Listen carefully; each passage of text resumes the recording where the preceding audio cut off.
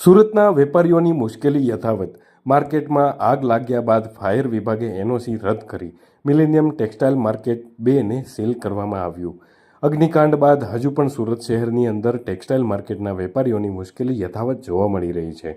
પાઠેના વિસ્તારમાં આવેલ millennium 2 textile માર્કેટને seal મારી દીધા બાદ હજી સુધી ખોલવામાં આવી નથી, જેને લઈને વેપારીઓ દ્વારા વિરોધ નોંધાવવામાં આવ્યો છે.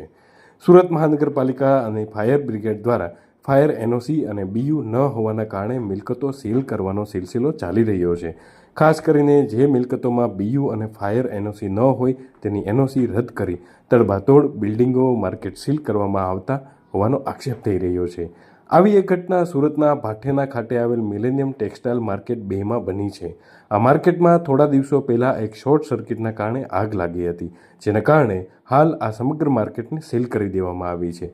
વેપારીઓનો આક્ષેપ છે કે આગની ઘટના બાદ આ મિલેનિયમ માર્કેટ 2નું જે ફાયર એનઓસી ઓક્ટોબર 2024 સુધીનું હતું તેને રદ કરી દેવામાં આવ્યું છે અને અસંખ્ય વેપારીઓ અત્યારે દુકાન બંધ હોવાથી બેકાર થઈ ગયા છે.